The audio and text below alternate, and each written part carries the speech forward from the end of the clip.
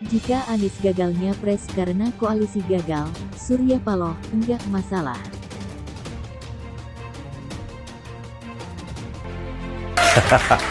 Lihat video acara Golkar semalam, seru banget. Ada momen waktu Pak Jokowi dan juga undangan joget bareng. Ya kalau lihat video presiden goyang alus bareng elit partai itu, saya meyakini Indonesia baik-baik saja. Dan Nasdem yang panas dingin.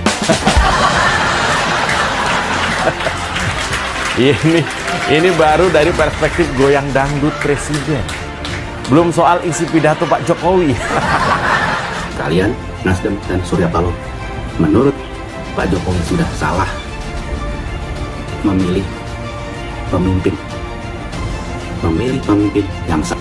Di situ dikatakan bahwa Partai Golkar janganlah terburu-buru dan jangan sembrono memilih pemimpin, memilih calon presiden dan calon wakil presiden untuk 2024.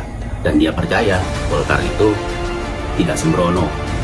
Jadi dia pesan pilihlah nanti capres dan cawapres yang benar. Jadi jangan salah seperti Nasdem dan Surya Paloh.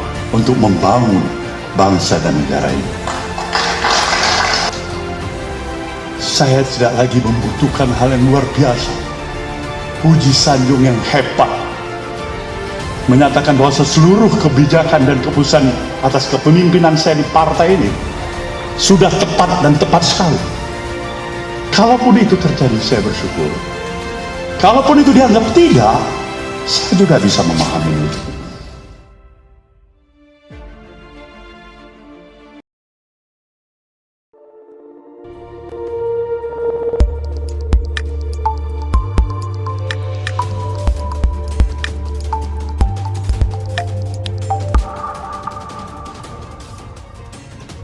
Ketua Umum Ketum Partai Nasdem Surya Paloh mengatakan, tidak menjadi masalah apabila Anies Baswedan gagal maju sebagai calon presiden capres karena tidak terjadi koalisi antara Nasdem dengan parpol lain. Menurut Surya Paloh, Nasdem tidak terbebani dengan pencapresan Anies Baswedan. Ya apa boleh buat, enggak ada masalah. Kita enggak ada beban yang tinggi sekali. Enggak ada beban, ujar Surya Paloh di Nasdem Tower, Gondang Dia, Jakarta Pusat, Sabtu, tanggal 22 Oktober tahun 2022. Jangan dipikir ini hidup matinya Nasdem. Tapi, hak-hak konstitusional jangan dikurangi satu sama lain, kan itu yang kita mau, katanya lagi. Surya Paloh mengatakan, mengusung bakal capres merupakan hak konstitusi parpol. Oleh karenanya, tidak boleh ada pihak-pihak yang melanggar hal tersebut. Terlebih, jika mempersulit mengusung capres karena untuk alasan situasional. Surya Paloh menekankan bahwa untuk mengusung capres perlu mempertimbangkan kepentingan bangsa di atas kepentingan partai. Saya pikir kita mau konsisten di sana, itu sebenarnya itu sumbangan juga bagi perjalanan, bagi kehidupan bangsa. Artinya, yang pasti komitmen Nasdem mencalonkan Anies Baswedan adalah untuk satu, bagaimana dia melihat perspektif keutuhan bangsa ini, ujarnya. Tapi, kalau itu juga masih dianggap tidak pas, itu tidak apa-apa bagi yang menganggap. Nasdem kan punya sikap sendiri, punya pendirian sendiri, iya kan? Dia institusi partai politik yang sah hari ini, kata Paloh lagi. Diberitakan sebelumnya, Partai Nasdem telah membangun komunikasi intensif melalui tim kecil bersama Partai Keadilan Sejahtera (PKS) dan Partai Demokrat untuk menggodok format koalisi yang akan dibentuk oleh ketiga parpol. Tim tersebut telah bertemu dengan mengirimkan masing-masing perwakilan.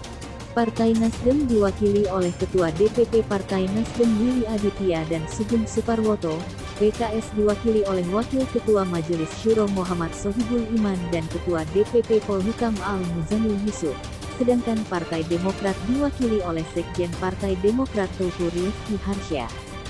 Dalam pertemuan itu, Partai Nasdem mengajak PKS dan Partai Demokrat untuk duduk bersama mematangkan format koalisi perubahan yang akan digagas bersama. Ada beberapa hal penting yang dibahas dalam pertemuan tersebut, seperti kriteria pasangan bakal calon wakil presiden yang cocok mendampingi Anies Rashid Baswedan, ujar Willy dilansir dari siaran pers Nasdem, Jumat, tanggal 21 Oktober tahun 2022. Willy menuturkan, sebelum menentukan siapa calon terbaik yang paling tepat akan dibuat terlebih dahulu kriteria dan mekanisme penentuan pasangan calon presiden calon wakil presiden capres cawapres. Sehingga, dalam proses pengambilan keputusan nanti, ketiga pihak sama-sama satu tujuan dan langkah. Pertemuan tersebut juga membahas terkait platform dan desain kebijakan strategis di periode mendatang. Ketiga partai sama-sama sepakat untuk menyampaikan pandangannya terkait platform kebijakan pembangunan bangsa dan desain pemerintahan ke depan, kata Willy.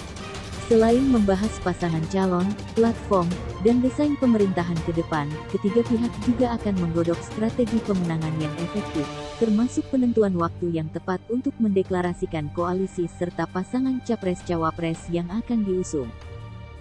Dalam pertemuan itu, Partai Nasdem mengajak PKS dan Partai Demokrat untuk duduk bersama mematangkan format koalisi perubahan yang akan digagas bersama. Ada beberapa hal penting yang dibahas dalam pertemuan tersebut, seperti kriteria pasangan bakal calon wakil presiden yang cocok mendampingi Anies Rashid Baswedan, ujar Willy dilansir dari siaran pers Nasdem, Jumat, tanggal 21 Oktober tahun 2022. Willy menuturkan, sebelum menentukan siapa calon terbaik yang paling tepat akan dibuat terlebih dahulu kriteria dan mekanisme penentuan pasangan calon presiden calon wakil presiden capres cawapres. Sehingga, dalam proses pengambilan keputusan nanti, ketiga pihak sama-sama satu tujuan dan langkah. Pertemuan tersebut juga membahas terkait platform dan desain kebijakan strategis di periode mendatang. Ketiga partai sama-sama sepakat untuk menyampaikan pandangannya terkait platform kebijakan pembangunan bangsa dan desain pemerintahan ke depan, kata Willy. Selain membahas pasangan calon, platform, dan desain pemerintahan ke depan, ketiga pihak juga akan menggodok strategi pemenangan yang efektif, termasuk penentuan waktu yang tepat untuk mendeklarasikan koalisi serta pasangan capres-cawapres yang akan diusung.